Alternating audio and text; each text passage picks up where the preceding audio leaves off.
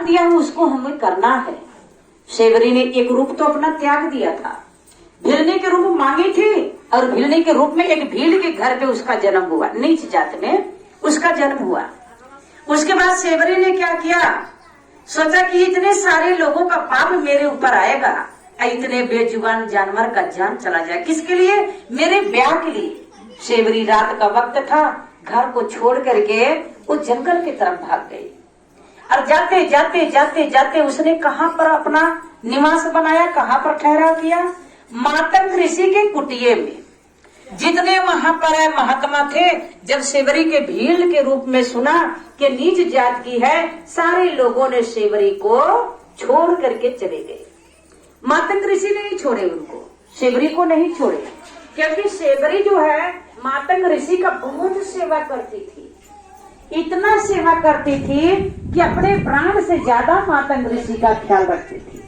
मातंग ऋषि सेवरी के भक्ति से खुश हो करके अंत समय उन्होंने कहा, सेवरी एक दिन प्रभु श्री राम तुझसे मिलने तेरे कुटिया में आएंगे। सेवरी के आंखों में आंसू आ गया। उसने कहा, क्या गुरुजी? बोले, हाँ, एक गुरु की बात कभी खाली नहीं जाती। प्रभु श्री रामचंद्र अपनी भार्या को खोजते हुए और तुझसे मिलने के लिए आएंगे और तू उनको लंका का मार्ग जरूर बताना। बाली से मिलने के, सुग्रीव से मिलने के लिए और लंका का मार्ग तुम्हें बताना है। सेवरी जब ये बात को सुनी ना, तो सेवरी अति अति अति इतनी खुश हुई कि मानो संसार का अनमोल खजाना वो पहले से ही पा गई, क्योंकि भगवान स्वयं सेवरी से मिलने आएंगे।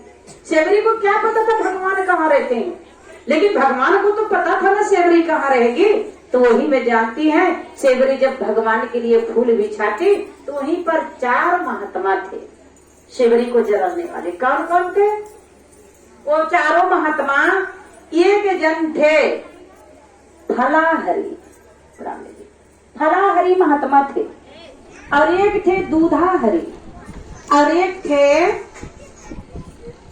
बेगर जल वोल पीते, एक थे जलाहरी, सिर्फ जल पीते भोजन नहीं करते, और एक थे आयुहरी, हवा के बदौलत वो रहते थे। चारों ऋषि मुनि बैठ करके सेवरी से कहते, मैं कभी अन्न नहीं खाया। फलाहारी कहते कि मैं कभी अन्न नहीं खाया, परमात्मा जब प्रभु श्री रामचंद्र कभी आएंगे तो मेरे कुटिया में आएंगे। दूधाहरी कहते, तू गलत बोल रहा है, अरे तू फल खाता है, मैं तो दूध पीता हूँ, दूधाहरी के यहाँ आएंगे।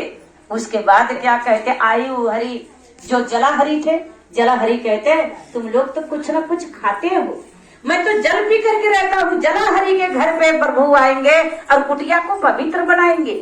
लेकिन वही में आयुहरी जो थे उन्होंने कहा कि नहीं, तुम तो जल पीते हो, ये जो है फल खाते हैं, ये दूध पीते हैं, मैं तो हवा खा करके रहता हूँ, प्रभु आएंगे तो मेरे कुटिया में आएंगे। समय धीरे धीरे चलता रहा, सेवरी को लोग जलाते रहे, लेकिन सेवरी बूढ़ी हुई आंखों से प्रभु को निहारती रही। जंगल में जाती, वन में जाती, फल तोड़ के लाती, फूल अपने हाथों से चुन के लाती। सेवरी ने क्या किया था, क्या प्रभु को धूप दिया जलाती थी? नहीं, सेवरी तो मन के भाव से वो प्रकाश करके बैठती थी, और उन लोगों ने अपने नाम को जपते थे कि हम तो दूधाहरी हैं, हम तो फलाहरी हैं, हम तो आयुहरी हैं, हम तो जलाहरी हैं, प्रभु हमें से खुश रहेंगे, बाकी किसी से नहीं। सेवरी अपने मन में भाव बनाई थी, और समय धीरे धीरे आ गया। प्रभु श्री रामचंद्र जब आए तो उन्होंने देखा कहाँ पर बैठे फलाहरी भगवान को जप रहे हैं। पूछे कि भैया, जब उन्होंने फलाहरी के कुटिया के सामने रुके तो फलाहरी सोचा कि प्रभु मेरे ही कुटिया में आएंगे। उसने कहा कि प्रभु आइए ना, ये मेरा कुटिया है फलाहरी। प्रभु ने कहा, प्रभु श्री रामचंद्र ने कहा कि नहीं, मुझको सेवरी के यहाँ जाना है। अब वहां से जब कुछ दूर और आगे बढ़े तो वहीं पर मेरे भाई बहन दूधाहरी बैठे थे, दूधाहरी ऋषि महात्मा जी वहीं पर बैठे थे। उन्होंने कहा कि प्रभु प्रणाम, ये दूधाहरी का कुटिया है, आइए ना इसको पवित्र कर दीजिए। प्रभु वहां पर रुक करके कहे, नहीं, मुझे सेवरी के कुटिया में जाना है। कुछ दूर और गए तो हम वन में उन्होंने देखा कि जलाहरी बैठ करके राम का नाम जप रहे हैं। प्रभु वहां पर भी ठमक गए। जब जलाहरी ने देखा कि प्रभु श्री रामचंद्र स्वयं मेरी कुटिया के पास खड़े हैं, जलाहरी दौड़ते हुए गया और उनके चरणों में गिरकर कहने लगा कि प्रभु आइए ना, मेरी कुटिया को पवित्र कर दीजिए। प्रभु श्री रामचंद्र ने कहा कि नहीं भाई, मुझे सेवरी के यहाँ जाना है। प्रभु श्री रामचंद्र आगे अपने मार्ग को बढ़ा दिए। वहीं पर देखिए आयु हरि बैठे थे जो हवा पी करके रहते थे। उन्होंने जब देखा कि प्रभु श्री रामचंद्र मेरे कुटिया के पास आकर के खड़े हैं, दौड़ते हुए जा करके अपने हाथ को जमीन पर रख दिए। उन्होंने कहा आइए प्रभु, मेरे हाथों पे अपने पैर को रखिए और मेरी कुटिया को पवित्र कर दीजिए।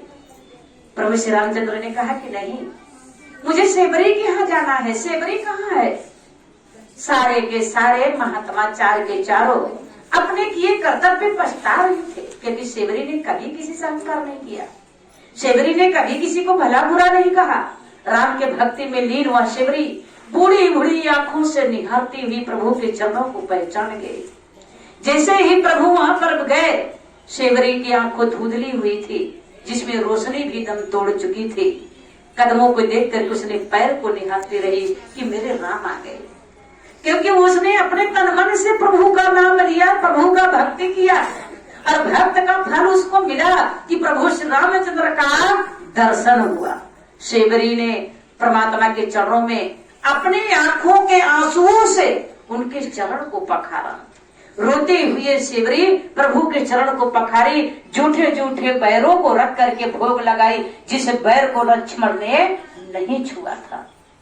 और वही बैर, जूठी बैर, लक्ष्मण ने कहा कि भैया ये तो जूठी बैर है।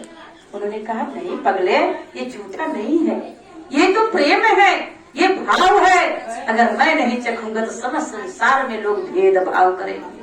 उन्होंने सेवरी का जूठा हुआ बैर खाया और खा करके सेवरी की भक्ति को बरदान दिया। सेवरी मार्ग बताते हुए, मातंग ऋषि मुनि का नाम बताते हुए उन्होंने उनको भार्या को ढूंढने में राज बताई कि आपसे मिलन एक हनुमान नाम के बानर से होगा और उनके माध्यम से सुग्रीव जी से मुलाकात होगा और आप लंका पे चढ़ाई करेंगे। जब सारी बातें को बताई और उस समय मातंग ऋषि का जो दिव्य शक्ति था प्रभु श्री रामचंद्र के दर्शन करने के लिए चमक उठा। वो आत्मा मरी नहीं थी, वो तो अमर थी उनकी आत्मा।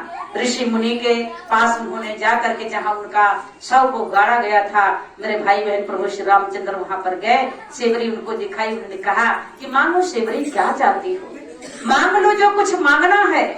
सेवरी ने कहा कि हे प्रभु, मुझे अपने चरणों में ठिकान दे दीजिए, कुछ नहीं चाहिए। क्या है मेरे पास? न मेरे पास कुछ है, न मैं कुछ लेकर के जाना चाहती हूँ। बस यही मेरे मन में है कि मेरा आत्मा आपके चरणों में अर्पित हो जाए।